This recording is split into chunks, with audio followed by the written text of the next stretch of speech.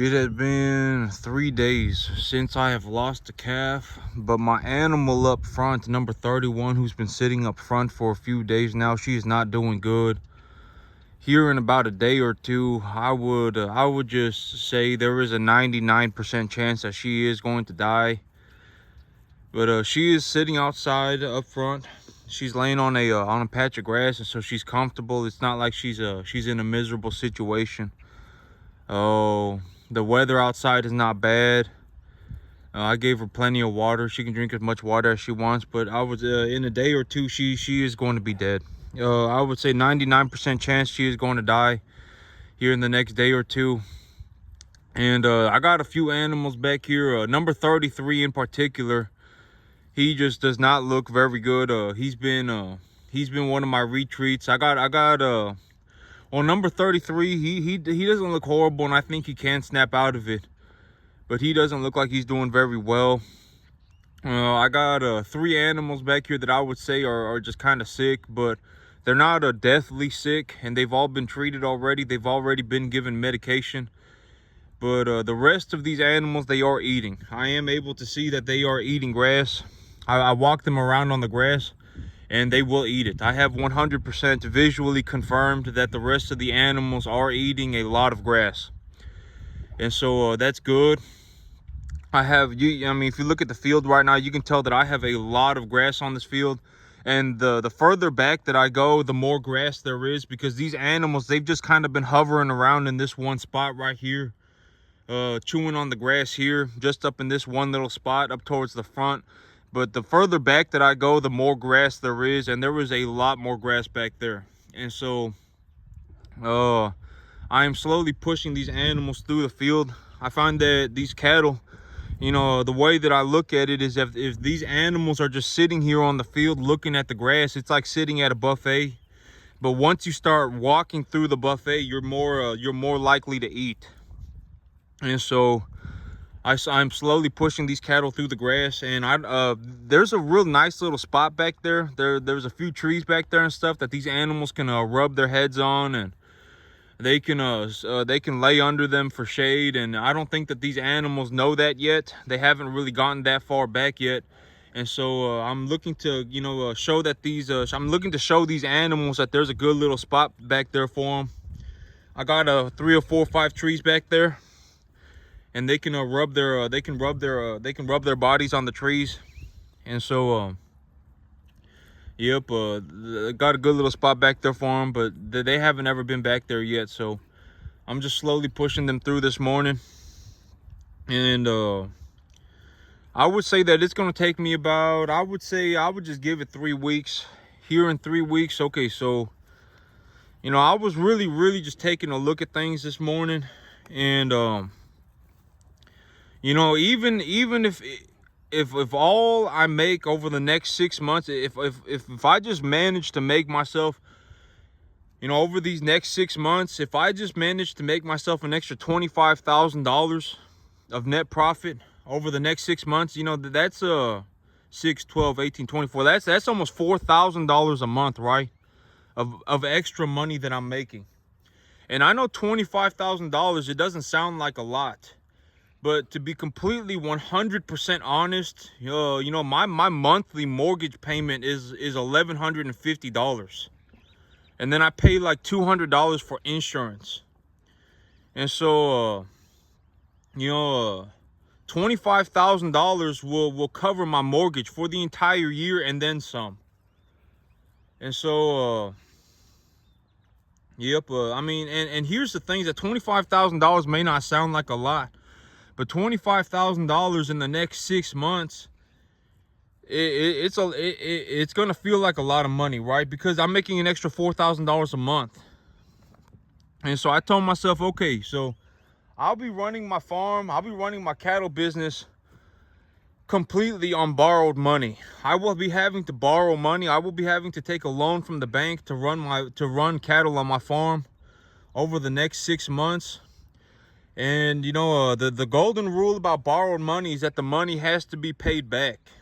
And so I'm going to be running my farm. The way I'm going to be running my farm is that I'm gonna bring in I'm gonna bring in 5 animals every 2 weeks, which will put me on pace to run 120 cattle a year. If I think I can handle more, I'll go to 6, and if I think I can handle more, I'll go to 7, etc., etc. But I'm gonna go to the sale barn. I'm gonna pick them out myself. I'm gonna bring in the animals myself. I'm gonna get them all straightened up. I'm gonna give them all their shots. I'm gonna get them all squared away, and then I'm going to keep on at it. And if I run 5 cattle every 3 weeks, right? If I run 5 cattle every 3 weeks, if something is going horribly wrong, I can just stop investing, right? Like I'm borrowing money. So let's say I'm borrowing money, and I say, oh my God, you know, this is horrible. I just lost $500, right? You know, let's say, you know, if I put in $500, or excuse me, if I bring in 5 cattle every 3 weeks, or excuse me, if I bring in 5 cattle every 2 weeks, if I'm bringing them at that pace, and you know, 2 weeks in, I'm like, okay, something is going very wrong, and I need to stop investing money. You know, I can stop investing money, right? And I can get the problem solved before I invest more capital. And so that's why I'm going to be pacing myself like that. I'm going to pace myself for 5 cattle every 2 weeks, and I'm going to be running my farm completely on borrowed money. And if something starts going wrong, I'll just stop investing in cattle, and I'll take care of the problem before I invest anymore. And 5 cattle a week, or 5 cattle every 2 weeks, will turn into 120 cattle a year. And I can, these animals, I got 10 bigger animals here on this field right now. Like if you take a look at Big Boy right here, this is probably close to a 900-pound animal right here. I've got about 10 animals this size on this field right now. And look, I mean, look at how much grass I got, right? You know, if I was going to feed this much grass to cattle, I would need so many animals. I mean, the cattle would stomp the grass into the ground before they ate all of it. I've got 10 pretty sizable animals. Like Big Boy back here, he's probably 800-900 pounds. And I've got 10 cattle that size on this 10 acres. And look at how much grass I got left over. They haven't even made a dent in it. If I were gonna raise 800-900 pound animals, and I'm not saying that I'm gonna put this many animals on my field, but if I were objectively, realistically, if I were just gonna speak factually, if I were just gonna speak objectively, if I were gonna grow 10 acres of grass, and if I had the capacity to invest $500 a month, you know, because growing grass like this, $500 a month is probably more money than I actually need. I probably have about $100 to $50 left over every month. I probably have $50 to $100 left over every month. And you know, if I have the capacity to invest $500 a month, this is how much grass I can grow. And you know, for $500 a month, I can grow enough grass to feed about probably about 50 animals, Big Boy size. So Big Boy's about 800-900 pounds, and I could realistically, objectively feed about 50 of them for about $500 a month. You know, and on top of that, on top of the grass, I could just feed them a little bit of a commodity corn. Starting yesterday, I started mixing in a little bit of corn with their grain. These animals all have been grain trained at this point. They come running up when I got the feed sack. And so I've started mixing in a little bit of commodity corn into their feed, and they really like the corn. I mean, cattle, you know, corn tastes real good. Even for people, corn tastes very good, right? I mean, cattle love eating corn. If you've ever given cattle corn, they will eat it until they die. Corn for cattle is very, very digestible. They digest it a lot better. They digest the corn much better than they actually digest most grass. And the thing about corn is that corn is actually a grass plant, and the corn kernel is just a seed of the grass plant, of the corn grass. And so a lot of people, they don't know that they just see corn as like this yellow thing, as just like this yellow kernel. But corn is actually the seed of the grass plant, of the corn grass plant, and corn is a grass. And so you know, these cattle, that they digest corn very well, and they love eating the corn kernels. But you got to be real careful, because these animals, if you just give them straight corn, you got to know what you're doing. You know, you're probably gonna have to feed them something like an ionophore or something like that to get their rumen environment in the correct place. And you know, you're not gonna want to feed a whole bunch of corn to a bunch of real lightweight animals, because they're gonna, you know, they need more protein, etc, etc. But you know, corn is a commodity. It's a publicly traded commodity, and the price of corn is actually very cheap right now. Relatively speaking, I actually looked at the price of corn, I think it was a day or two ago, and the price of corn fell like another 5-10% since the last time I bought it. You know, the last time I bought corn, I think it was at like 485, and now it's at like 465, and so it fell like 5%. But me, you know, here's the thing about corn, right? Is that like these big feed yards, you know, they got these 100,000 cattle and stuff like that. You know, if the price of corn falls 5%, they're all gonna sit there and go, oh my God, you know, this is our chance to make money. But here's the thing, is like me, I have access to the same corn that those feed yards do, right? I have access to the same corn that those feed yards do, and I can buy it at roughly the same price. But the thing about me is that, okay, so here, you know, if I grow grass myself, it will always be cheaper for me to grow the grass and to feed the cattle myself than it will be to purchase corn from a grain silo that has had a combine ran through it and it's been hauled in an 18-wheeler to and from the site, you know, because corn, it doesn't just magically appear, right? Someone's got to run a combine through it. A lot of these cornfields, they need to be irrigated. They need to have some kind of irrigation applied to them. You know, you need to run a combine through it. You need to collect all the corn. You need to put it up on these grain bins, and then you need to, you know, haul it there with an 18-wheeler. And then once the corn gets to the grain silo, you know, to get the corn over to the other farmer, they need to load it up on another 18-wheeler and then send it off to that farm, right? It will always be cheaper, always, probably until the end of time, for me to grow my grass, to grow grass and have cattle eat it. You know, because a lot of people, okay, so grass is a dynamic plant, right? Grass, it starts off like this, and then it gets bigger, and then it puts on seed, and then once it puts on seed, it drops the seed, and then it dies. But every single one of those stages of development, the grass has different properties to it, like the protein levels, the digestibility, the energy and all that stuff. It differs depending on the stage of the growth of the grass. And a lot of people, when they grow grass and they roll it up into these they roll it up into these hay rolls, they're not actually, usually they're not actually growing grass, they're growing brush. And number two is that they're usually not rolling up hay at the stage of development where the grass has the highest quality of nutrients to it.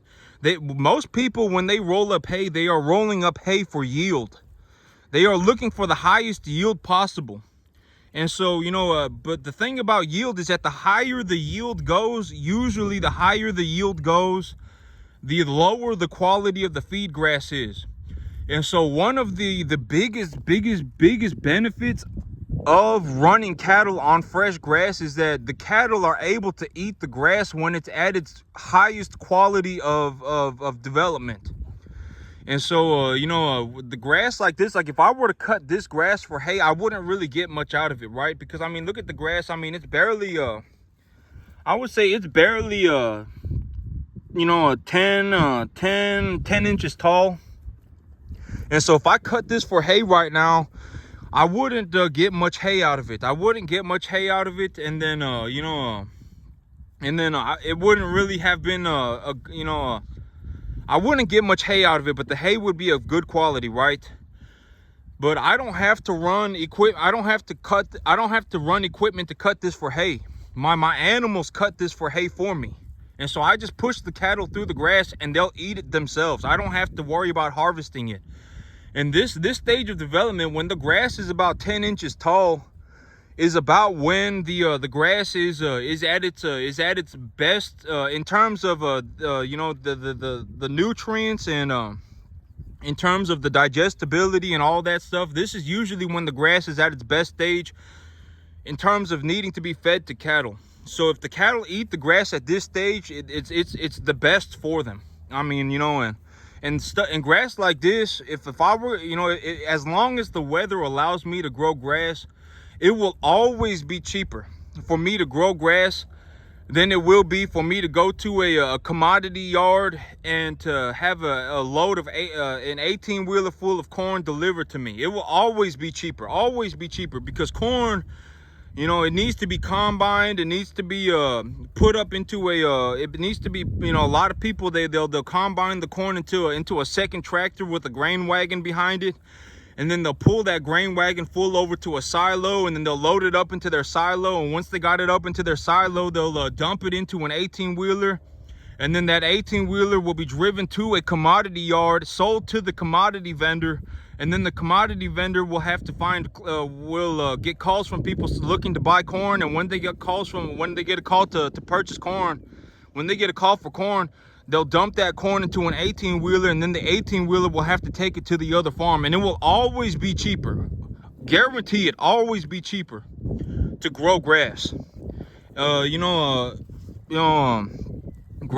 you know, it just fundamentally just turns out to be that way. Because I don't have to worry about any sort of equipment. I'm not burning any diesel. The cattle are my equipment. The cattle will eat the grass for me, and the cattle will harvest the grass for me. So these animals, if I can, I need to be, grass is the cheapest thing for me to be feeding these animals. It is the cheapest, highest quality resource, right? And on 10 acres of good grass, I could probably feed, that's big boy right there. You can see how big he is. I could probably feed about 50 animals that size on 10 acres. You know, and then at the end of the day, I just give them a little bit of a corn. Okay, so I'm not saying just flat out give your animals corn, and I'm not suggesting that anybody do anything. This is just what I do. You know, it's a free country. You can, at the end of the day, the best thing for anybody to do is figure it out for themselves, because what I'm saying only works in my situation. Like, if I know that my grass has 100 pounds of nitrogen on it, and it's got probably about 20. I don't know exactly. I'd have to take a look at it. It's probably got about 100 pounds of nitrogen on it. It's probably got about, I would anticipate, about 20 to 25 pounds of phosphorus. And it's probably got about 50 to 75 pounds of potassium. And it probably has about 15 to 20 pounds of sulfur on it. And the grass is growing in very well right now. The grass has been diagnosed for nutrient deficiencies. And the fertilizer has been applied to the grass, specifically targeting the nutrient deficiencies. And so the grass is growing in at a pretty good rate, and the biomass accumulation is at a if I push the biomass accumulation of the grass higher than this, it would be a waste of money, because the cattle, the cattle are not able to eat this grass as of right now. The cattle are not able to eat this grass anyway. There's too much grass here for the cattle to eat. And so if I pushed my grass any further, it just wouldn't make any sense financially, right? And so, and $500 a month, if this is, for $500 a month, this is what I get for $500 a month. It's plenty good, right? Throwing money at it's not going to solve my problem.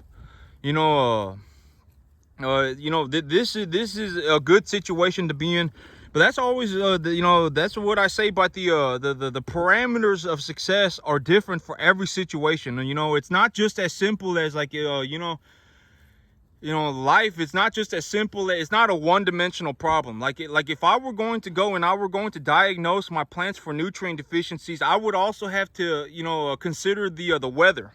I would also have to consider the potential insect damage, or potential, because sometimes when it rains a lot and there's a lot of water in the soil, the plants will look like they're, it will look like it had, or if it's cold, this is a good example. Sometimes, when it gets real cold, the plants will turn this darkish green, blue kind of hue, almost like it's having a phosphorus deficiency, but it's not having a phosphorus deficiency. The plant is turning that color because it's too cold.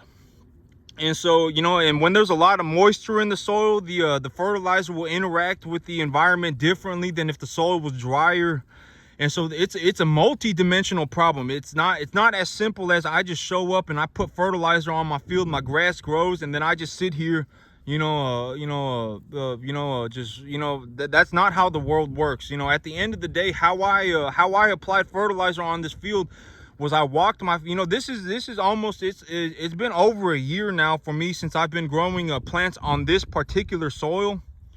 And, you know, when I first started, I didn't start with grass. I started with little tomato plants. And then I started, I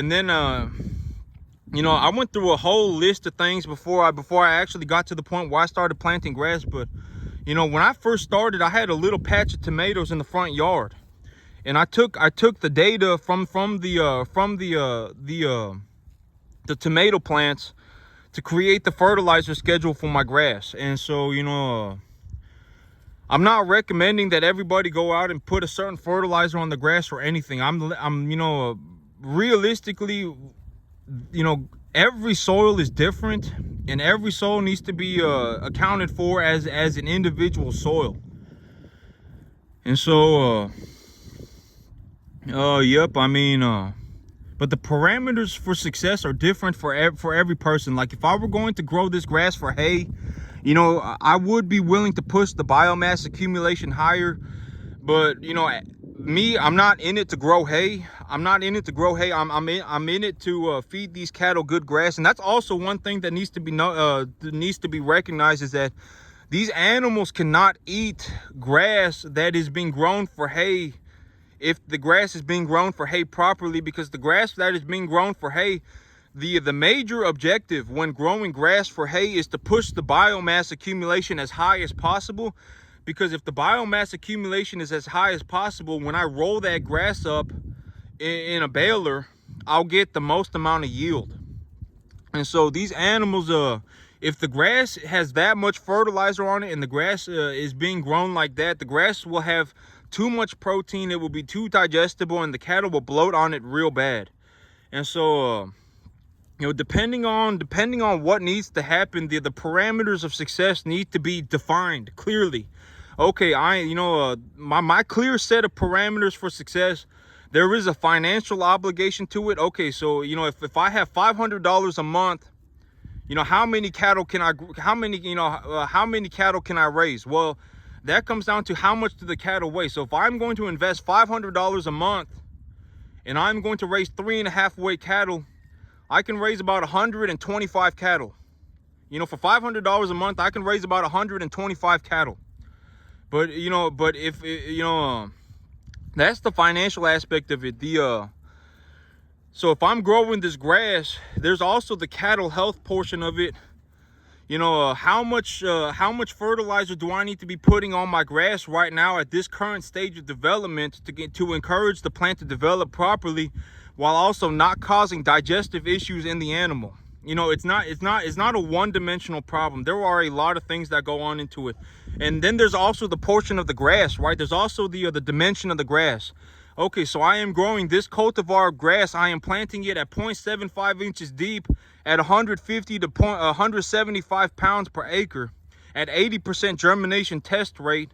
If I am planting the grass like this, and I am planting this particular cultivar of grass, what fertilizer do I, and the weather is saying that it's going to rain 2 inches.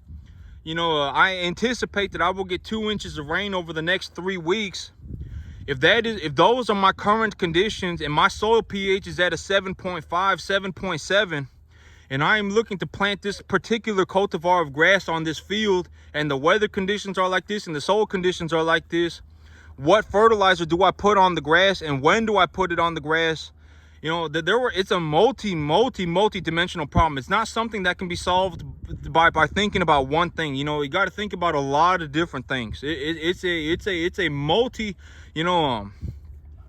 like if I said that farming was easy and that someone could just wake up one day and be a farmer, I'd be a liar. It's not going to happen. It's not going to happen. I mean, farming is just as hard as anything else. Like if I were going to go and build a giant metal building, right? If I were going to go and build a giant building, I'm not just gonna wake up one day and say, you know what, I'm just gonna go and go and build a building. It's not gonna happen. And there are gonna be a lot of problems, etc., etc. It's just not gonna happen. And so farming is a you got to be able to think about things from a multi-dimensional aspect. And I think that but this is how I've been doing things my whole life, because I've always I'm a self-taught farmer. I'm a first generation farmer, and I taught myself how to farm. And so the way that I do things is unique to a lot of people. That they don't really see people like me on a regular basis. But I do everything on visual analysis. And so I'll apply a certain fertilizer to the grass or to the crop, and then I'll take a visual analysis of the plant material, and then I'll consider the weather aspect of it, and I'll consider the soil aspect of it. And once I've collected the data, I will go on the internet. Usually I go on Google Scholar, and I'll look for different fertilizer applications. Or if I have enough data that I've collected from the past, I will look through my previous data records, and I will say, okay, so this is what I have applied in the past. This is what my current saturation curve looks like. This is what my grass looks like if I put 50 pounds, 10 pounds, 30 pounds NPK on my field. And then I put and then I look back at my data, and I'll say, there was one time where I put just straight urea on my field and didn't apply anything else. And when I did that, there were phosphorus and sulfur issues. But my soil pH is at a 7.5 to 7.7. But if I find that if I apply potassium to my soil, even though my soil pH is high, my crop yields increase. The biomass accumulation of my grass increases drastically. This stuff is all data that I've collected myself in the past. On this particular field. It's not like something like I didn't go on the internet and read a book and collected this information. This is information that I've collected by myself on my field over the last year. And the elements most responsible for raising soil pH are calcium, magnesium, potassium, and salt. And I think that there are others. But those are the major ones. And so if I'm like next to a beach and there's a lot of salty water, chances are the soil pH is going to be high. The soil pH here is high because probably because of calcium and calcium and magnesium. Because I haven't put calcium or magnesium on my field one time, and my grass is everything that I've ever grown, even my tomatoes didn't have any issues with calcium or magnesium. But on this field particularly, if I apply potassium to my field, I do find that my crop yields tend to go up drastically. And so even though my soil pH is high, I still do add potassium to the soil. And but the cattle are already turning around. They're probably full. They're probably going up to the front to rest. But that's it for me today, YouTube. Y'all have a good one.